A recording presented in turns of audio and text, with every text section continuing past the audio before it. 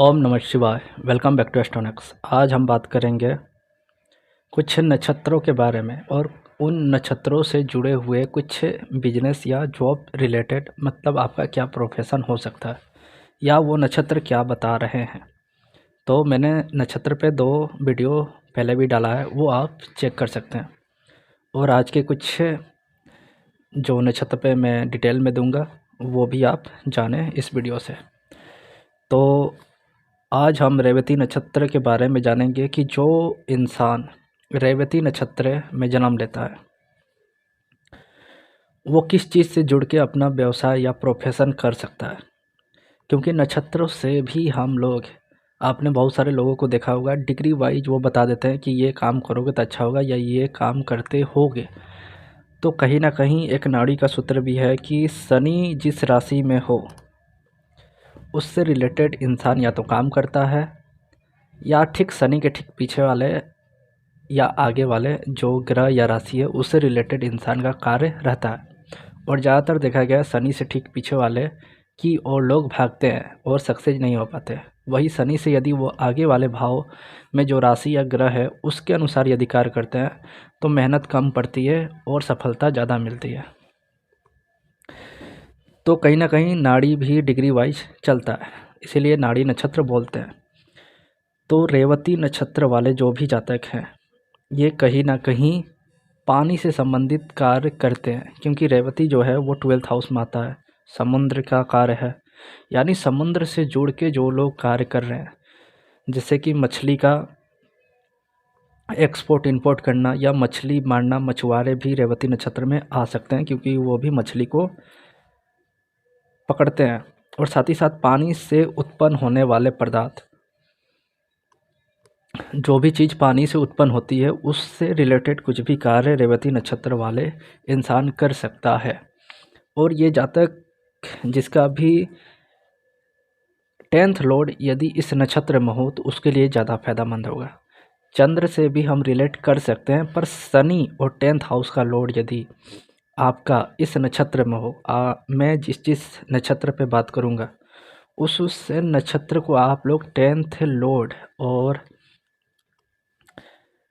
Saturn को देखें कि वो किस नक्षत्र में बैठा है, क्योंकि शनि अपने आप में काम को दर्शाता है। जैसे कि टाटा जी की कुंडली में, रतन टाटा जी की कुंडली में शनि 12 साइड में रेवती नक्षत्र में हो सकता है और वो नमक का व्यवसाय करते हैं जो समुद्र से ही निकलता है।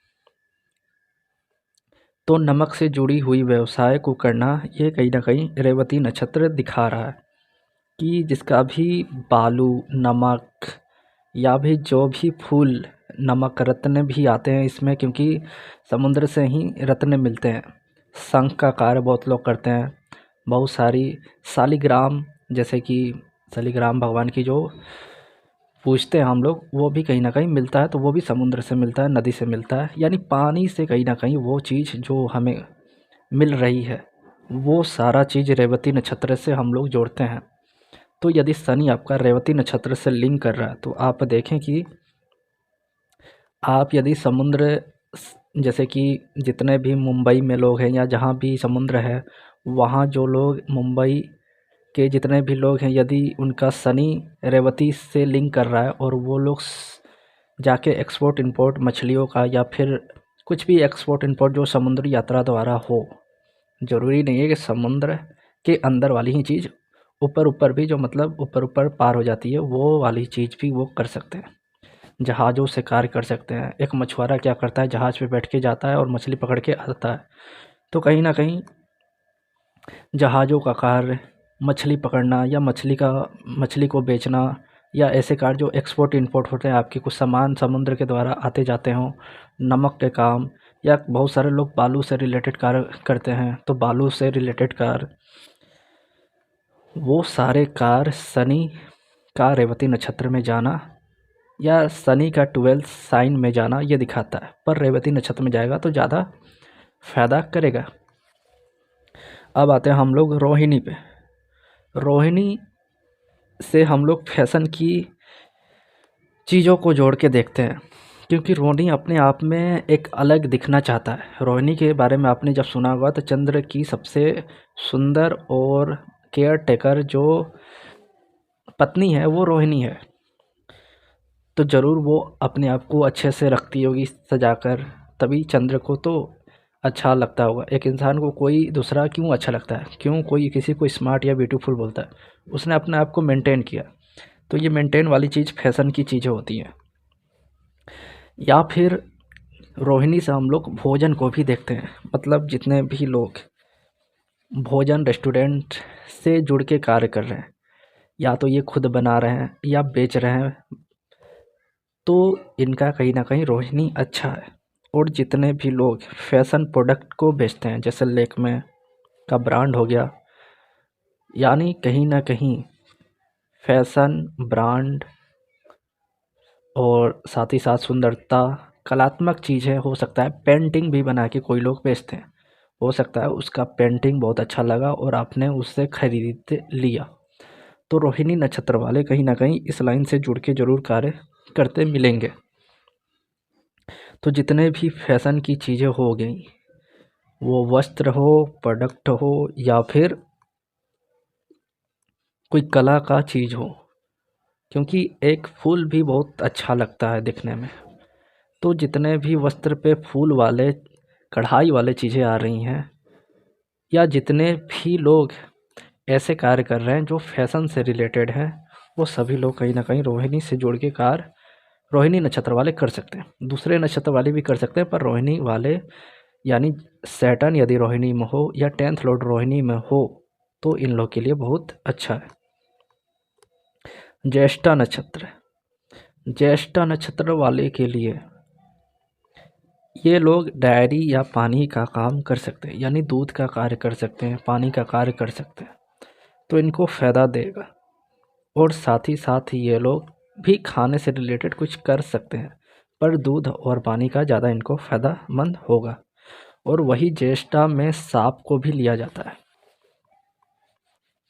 और ये अष्टम भाव में आ रहा है, तो कहीं ना कहीं ये देखें कि जो लोग मार्शल आर्ट सीखते हैं या फिर लड़ने की कला, जो एक स्टाइलिस्ट रूप में है, मार्शल आर्ट उसको बोलते हैं, वो कहीं ना कहीं हम लोग ज्येष्ठा से देखते हैं, क्योंकि जो सांप होता है वो ज्येष्ठा से ही देखा जाता है स्नेक को।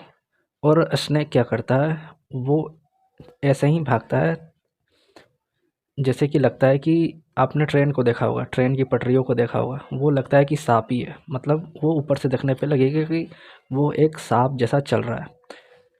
तो कहीं ना कहीं मार्शल आर्ट में भी ऐसे ही कुछ स्टंट होते हैं। अष्टम भाव वाले वीडियो में मैंने बताया भी था कि स्टंट को दिखाता है अष्टम भाव, तो कहीं ना कहीं मार्शल आर्ट में स्टंट ही दिखाया जा रहा है। और साथ ही साथ ज्येष्ठा नक्षत्र स्कैम का भी है, आपके साथ या तो स्कैम हो जाए या आप दूसरे के साथ स्कैम करें, उसका बैंक अकाउंट खाली कर देना या आपका खाली हो जाना, ये ज्येष्ठा नक्षत्र वाले का होता है। मतलब जितने लोग स्कैम वाले होते हैं वो कहीं ना कहीं ज्येष्ठा से जुड़े होते हैं, क्योंकि ये इनके जो देवता हैं वो इंद्र हैं, और इंद्र के साथ क्या होता था, कभी गद्दी छीन गई और कभी इंद्र ने गद्दी छीन लिया, यानी यही चलता रहता है। तो ज्येष्ठा नक्षत्र वाले लोग जितने भी हैं, तो शायद इसी कारण ये लोग डेयरी और पानी से रिलेटेड भी कार्य करते हैं, कि कभी इनका बिजनेस अच्छा चलेगा, कभी स्लो चलेगा, कभी मतलब पर्व त्यौहार आएगा तो सारा माल बिक जाएगा, और कभी कुछ नहीं तो पूरा का पूरा माल बच जाता है। तो ज्येष्ठा नक्षत्र से हम लोग देखते हैं कि ऐसे जातक डायरी, पानी उद्योग या कुछ ना कुछ बदमाशी का कार्य, स्कैम करना, किसी को और को किसी का पैसा हड़प लेना, मतलब दूसरे का पैसे पे निगाह रखना, अष्टम भाव और ज्येष्ठा नक्षत्र, क्योंकि ज्येष्ठा नक्षत्र अष्टम भाव में आता है, इसलिए ऐसे लोग जिसका भी सैटर्न ज्येष्ठा में हो या फिर 10th लॉर्ड हो, वो लोग डायरी दूध से संबंधित कार्य करें, मार्शल आर्ट सीखें, सिखाएं और स्कैम से दूर रहें, यह अच्छा कार्य नहीं है। हस्ता नक्षत्र, हस्ता नक्षत्र वाले ये लोग हाथों से काम करते हैं। तो जितने भी व्हीकल यानी ड्राइवर हैं, जो लोग ड्राइवरी सिखा रहे हैं या सीख रहे हैं या कर रहे हैं, यानी वाहन चला रहे हैं या वाहन चलाने का कार्य करवा रहे हैं, या फिर पेंटिंग करते हैं, या फिर वो लोग घर की रंगाई पुताई ही कर रहे हैं, यानी जिनको पेंटिंग करने में मज़ा आ रहा है, यानी हाथ उनका कहीं ना कहीं कुछ कार्य में जुड़ा हुआ है, वो या तो राइटिंग कर रहे हैं या पेंटिंग कर रहे हैं या घर की पुताई कर रहे हैं या फिर हाथ की सफाई कर रहे हैं, क्योंकि हस्ता नक्षत्र से ही हाथ की सफाई देखते हैं। यानी चोरी के काम को हम लोग हस्ता नक्षत्र से देखते हैं। तो इसीलिए जितने भी चोर होते हैं वो अपने को क्या बोलते हैं, हम लोग हाथ की सफाई करते हैं। और जितने भी लोग पेंटर हैं, जो लोग बहुत अच्छे आर्टिस्ट हैं, जो बहुत अच्छा पेंटिंग कर लेते हैं, वो लोग भी हस्ता नक्षत्र में आएंगे, क्योंकि उनका हाथ से जुड़ा हुआ कार्य है ये। तो हस्ता नक्षत्र आप ये देखें, जितने भी हाथ से कार्य हैं जो किए जा रहे हैं वो अच्छे लेवल पे हैं या डाउन लेवल पे हैं, कोई बात नहीं, पर हाथ से जो किए जा रहे हैं वो सारे, जितने भी लोग कारीगरी यानी मिस्त्री का कार्य करते हैं, वो भी हस्ता नक्षत्र में आ जाते हैं। फिर आते हैं हम लोग पूर्वा और उत्तरा भाद्रपद पे। पहले तो समझ लीजिए पूर्वा और उत्तरा भाद्रपद होता क्या है। पूर्वा यानी पहले का और उत्तरा मतलब बाद का, और जो भाद्र होता है उसको शुभ और अच्छा बताया गया है। मतलब वो भाद्र मतलब शुभ और कल्याणकारी होता है, मतलब वो आपके लिए अच्छा फल देने वाला होता है। और पद मतलब पाँव चरण होता है। तो उत्तर भाद्रपद, उत्तर भाद्रपद को हम लोग पिछला पाँव बोलते हैं, और इसको कहीं कहीं मृतशैया का भी पाँव बोला गया है या मृतशैया बोला गया है, क्योंकि ये अब एक्वेरियस में सबसे लास्ट नक्षत्र अब ये जा रहा है रेवती में। यानी एक्वेरियस के बाद अब रेवती की ओर बढ़ रहा है, या बोले कि रेवती में ही ये अब लास्ट, सॉरी, ये मीन राशि में अब लास्ट रेवती की ओर बढ़ रहा है। यानी लास्ट नक्षत्र से सेकेंड लास्ट ये नक्षत्र है उत्तरा भाद्रपद, और ये नक्षत्र जो है अब अध्यात्म की ओर बढ़ रहा है। तो इसलिए जितने भी उत्तरा भाद्रपद में लोग होते हैं वो कहीं ना कहीं सन्यासी, संत या सदगुरु बनते हैं या बनाते हैं, या दूसरे को ज्ञान देके बनाते हैं, या फिर वो यज्ञ दान तपस्या करने वाले होते हैं। यानी आपके अंदर के जो आपके सोल को पर्पस, यानी आपके सोल के पर्पस को जागृत करना, वो उत्तरा भाद्रपद वाले लोग होते हैं। क्योंकि उत्तरा भाद्रपद से हम लोग ऐसे कार्य देखते हैं जो छिलके के अंदर वाले जो भी पदार्थ होते हैं, बादाम, काजू, अखरोट या जो भी प्रोडक्ट जो छिलके के अंदर होते हैं, चावल से रिलेटेड, वो सारे चीज़ उत्तरा भाद्रपद से रिलेटेड होते हैं, और इनका व्यवसाय ये इंसान करता है। तो एक जो स्पिरिचुअल लेवल पे देखा जाए तो एक संत एक इंसान को उसके अंदर की जो असलियत है वो सामने ला के रखता है।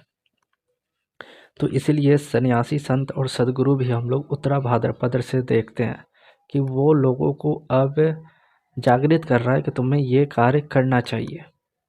स्वामी विवेकानंद या फिर उनके गुरु स्वामी रामकृष्ण परमहंस, उनका कहीं ना कहीं पूर्व भाद्रा या उत्तरा भाद्रपद नक्षत्र से रिलेट था।